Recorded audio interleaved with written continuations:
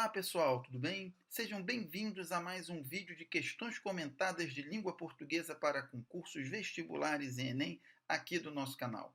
Estamos fazendo uma série de vídeos comentando questões da banca Sebrasp, pensando em você que vai prestar concurso para o Tribunal de Justiça do Estado do Rio de Janeiro, minha terra natal. Alô galera do Rio de Janeiro, aqui vai um material gratuito, acessível e de qualidade para você. E também pensando no pessoal que vai prestar concurso para a Assembleia Legislativa do Estado do Ceará, Ceará que é a terra do meu avô. Então, galera do Ceará, estamos aqui também levando esse material, essas questões comentadas da banca Sebrasp para vocês. A nossa ideia aqui, gente, é apresentar os fundamentos que subjazem ali as questões corretas, né, das questões produzidas por essa banca. Tá? Então, a gente vai comentar aqui o porquê dessa questão ter tal resposta e também comentar a pedidos, né, já que nos foi solicitado lá no nosso canal, que comentássemos também todos os outros itens da prova. Então, nós vamos fazer exatamente assim, ok? Vamos começar então, ó, pela questão que está aí na telinha.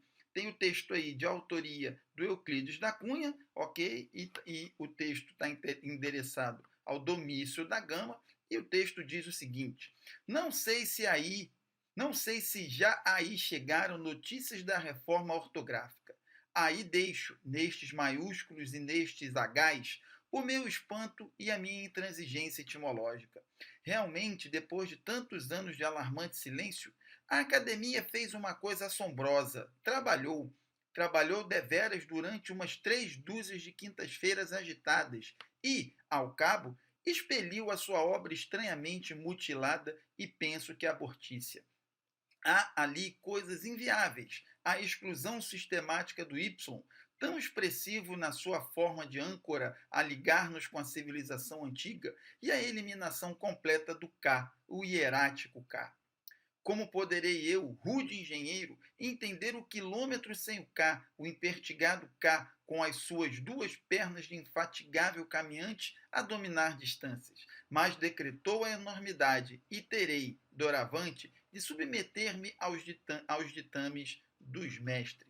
Então, um texto aí que fala da reforma ortográfica lá do início do século XX, né, que já gerou tanta polêmica quanto a reforma ortográfica publicada no início do século XXI, né, um bom pedaço de tempo aí separando as duas reformas ortográficas e ambas suscitando muita polêmica. Porém, o que a questão está pedindo, gente, é o seguinte: assinale a opção que não apresenta emprego de linguagem figurada. Então, a única aí que não tem a chamada linguagem figurada, linguagem no sentido conotativo, ok? Uma linguagem fora do sentido real, tá? Uma linguagem não denotativa, tá bom? Então, nós temos aí no item a frase expeliu a sua obra. O expelir tem o sentido de colocar para fora, de expulsar, de tirar o que está dentro, ok? E não poderia ser usado para expelir uma obra. Você pode expelir um veneno, por exemplo, ou seja, extrair do seu corpo, deixar para fora, ok? Mas expelir a obra aí está usado no sentido como se a obra fosse purgada, arrancada do corpo, ok? Então aí está com um sentido claramente figurado. Já no item B, nós temos penso que abortícia. O abortícia aí fazendo referência a aborto. Né? O aborto ele é ligado à questão da preservação ou do corte, da interrupção de uma vida humana, ou, num sentido um pouquinho mais amplo, de uma vida animal também. Ok? Então, de qualquer modo, está ligado a algo que possui vida. Tá? E aqui ele está atribuindo o aborto, né, ao extermínio, por assim dizer, né, a eliminação do Y e do K, que não são formas vivas. Tá? Então, aqui também o abortícia, da mesma forma que o expeliu aqui no item A, também está sendo usado de uma maneira figurada. No item C, eu tenho exclusão sistemática. Ora, a exclusão aí retirada, né? Cancelamento, suspensão, ok? Feito de maneira organizada, de maneira sistemática. Então, a exclusão sistemática do Y e do K, eles foram extraídos ali do alfabeto na reforma da época, e isso não é de nenhum modo figurado. Isso é puramente denotativo, real, ok? E aí nos joga, então, a resposta da questão para o item C. Tá? O impertigado K, o impertigado é algo como elegante, né? Como pomposudo, tá? E isso é um adjetivo que pode ser aplicado a pessoas, talvez a animais em determinadas situações, mas não aplicado a uma letra. Então, aqui também o impertigado nós temos um sentido claramente figurado. E o infatigável caminhante, ele está meio que comparando aí, né, o desenho, o formato da letra K com pernas, né, que caminham, e a gente obviamente sabe que o K não anda, não tem perna, tá? E ele não é um caminhante, então essa expressão inteira aqui claramente figurada também. Então a resposta da questão aí para o item C. Na questão 2, gente, nós temos o seguinte: assinale a opção em que o fragmento de texto não apresenta ambiguidade. A ambiguidade é sempre uma questão muito difícil para os alunos, tá? Porque a percepção de onde está esse duplo sentido, que é a ambiguidade, nem sempre é claro. Tá? Para ajudar vocês, vai aqui uma diquinha. Existem dois tipos de ambiguidade. Existe a ambiguidade lexical, que é aquela que é decorrente do duplo sentido que uma palavra pode ter, e existe a ambiguidade sintática, que é uma decorrência da estrutura sintática da sentença. No primeiro caso, nós teríamos, por exemplo, algo assim: era uma questão legal. Esse legal pode ter o sentido de legal no sentido de lei, né? E pode ser o legal no sentido de divertido, de maneiro, ok? De interessante, ok? Então, uma frase era uma questão legal tem um duplo sentido, ok? Mas a maior parte das questões sobre ambiguidade em concursos explora a ambiguidade sintática. Na ambiguidade sintática, eu tenho um pedaço, um elemento da sentença que pode estar se referindo a outros dois, e é isso que causa a ambiguidade. Então, na ambiguidade sintática, eu tenho que justamente prestar atenção na ligação entre os elementos da sentença, ou, mais especificamente, na referência que cada elemento da sentença está fazendo. Então vejam aqui no item A.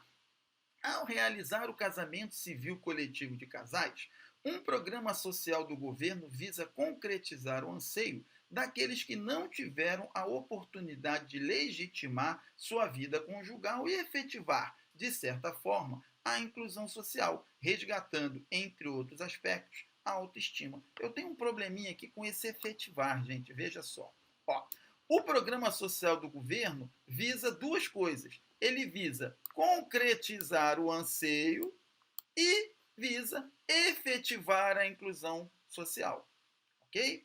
Mas esse efetivar aqui também, ó, ele pode estar ligado ao daqueles, ok? Daqueles que não tiveram oportunidade de quê? De legitimar sua vida conjugal e efetivar a inclusão social. Então reparem que esse efetivar, ele pode estar ligado a daqueles, ok? E pode estar ligado a programa social do governo. E aí eu tenho um duplo sentido, eu tenho uma ambiguidade aqui. Como a questão está pedindo aqui não apresenta, eu tenho de descartar o item A.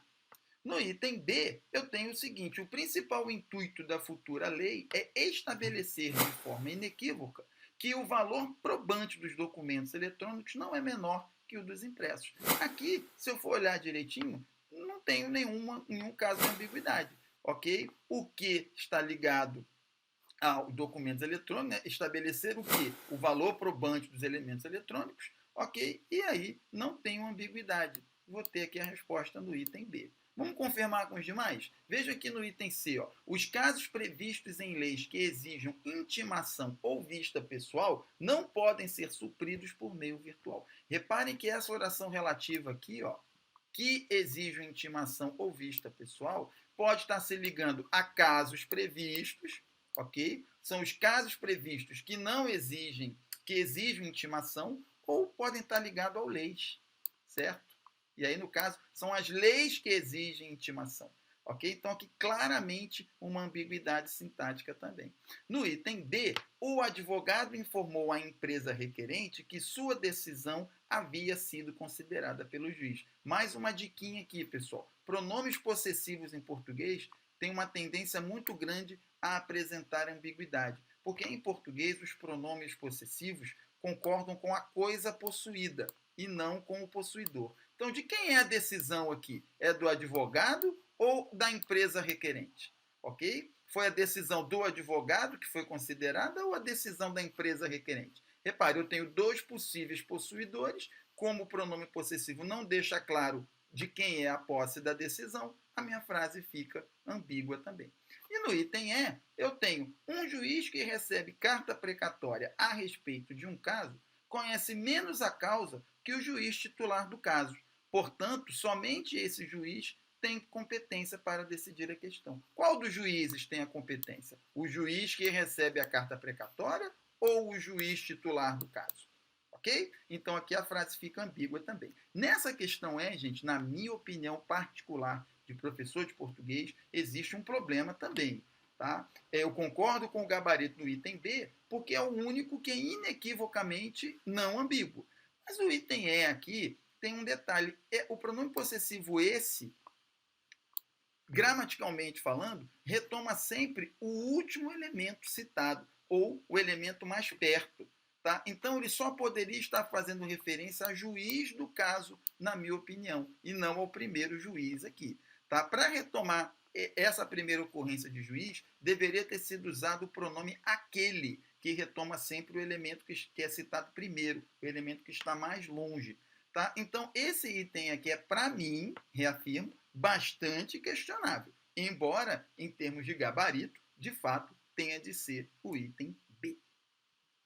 Questão número 3. Eu tenho aí o uso do conector conquanto, tá? Que é o seguinte, gente, o conquanto é um conector muito pouco usado. Tá? Ele só é praticamente da linguagem literária, da linguagem muito formal. Reparem que isso aqui é um texto do Machado de Assis, um texto, então, do final do século XIX, bastante antigo, portanto. Então, as pessoas têm dificuldade com o conquanto pela falta de uso. Ele é bem raro na língua falada e até mesmo na língua escrita.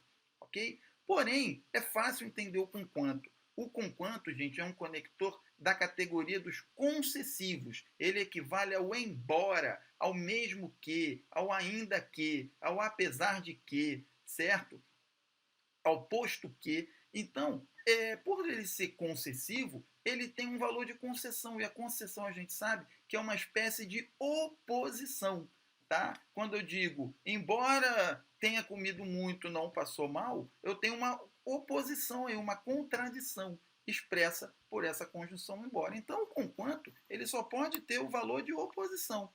Tá, pessoal? Nem tem muito o que eu dizer sobre os itens seguintes. Tá? Não é um conector que indique explicação, nem causa consequência, nem condição, nem finalidade. Muitas vezes os alunos confundem com o porquanto. Esse sim que pode ter um valor explicativo ou de causa e consequência, mas não o conquanto, que tem um claro valor concessivo, adversativo, de oposição. Tá? Então, reparando aqui no texto onde ele aparece bem aqui, ó. Repare que ele diz: a vida é cheia de tais convívos, e eu sou acaso um dele, conquanto a prova de ter a memória fraca seja exatamente não me acudir agora o nome de tal antigo. Ok? Então é como se eu pudesse substituir o embora. Tudo bem? Então, resposta aí da 3, letra A. Na questão 4, gente, nós temos o seguinte: a correção das estruturas do texto será prejudicado caso substitua o que? Aqui é uma questão muito sutil, tem a ver com o uso textual dos tempos e modos verbais. Tá, gente? É um assunto que é bom praticar nas questões, porque a parte teórica disso ela é difícil de ser encontrada.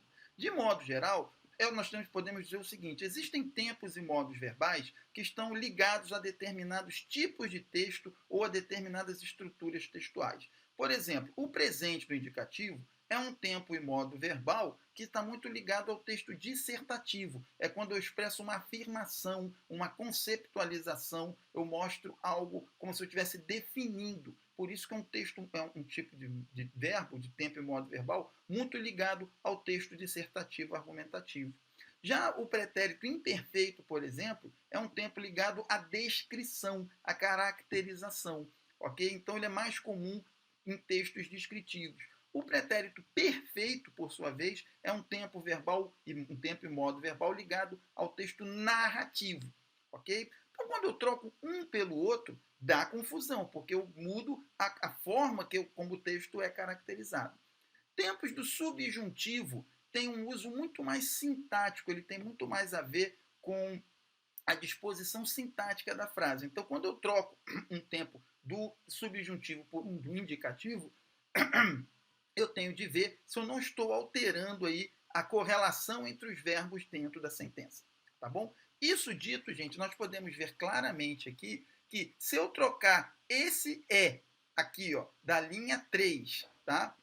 A vida é cheia de tais convívios. Por era, a vida era cheia. Ao invés de eu fazer uma afirmação sobre a vida, ok? Eu estou fazendo uma narrativa, uma descrição sobre a vida. A vida era cheia, como se eu estivesse contando como a vida era. Então, trocando aqui o é pelo era, eu mudo a caracterização desse trecho de texto aqui, ó, como sendo um texto, digamos, dissertativo, em que eu estou dando uma opinião, ok? Nesse pedaço do texto, tá, gente? Não é o texto como um todo, tá? E estou passando a fazer uma descrição, uma caracterização. Por isso que a resposta da questão 4 é na letra E.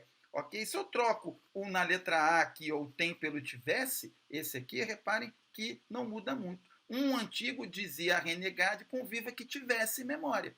Ok? Como está aqui numa oração encaixada, ok? Numa oração subordinada, posso tranquilamente usar o tivesse. Tá? Que é um tempo do subjuntivo, né? É um imperfeito subjuntivo, e como eu disse, o uso do subjuntivo é atrelado à construção sintática da frase.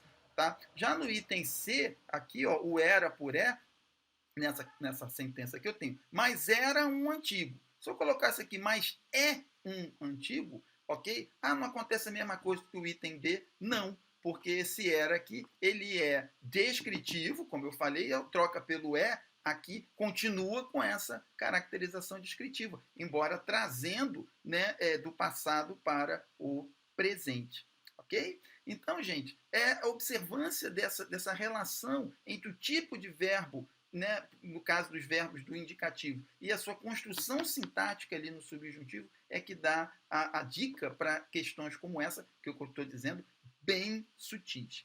Tá bom? Então, resposta da questão 4, item B. A gente encerra então, gente, mais esse bloco aí de 4 questões comentadas da banca Sebrasp, ok? Esperando que vocês aí que vão fazer o concurso para o Tribunal de Justiça e para a Assembleia Legislativa tenham aí um material gratuito, acessível e de qualidade com que estudar. Porque nossa dica para essa banca é se concentrar na relação entre os aspectos gramaticais e a estrutura, o sentido do texto. Tá, gente? É o ponto mais explorado aí na questão na banca Sebrasp. Tá bom? Qualquer dúvida, pode entrar em contato com a gente, que nós teremos prazer em esclarecer para vocês. Tudo de bom, gente. Espero vocês no próximo vídeo. Até lá.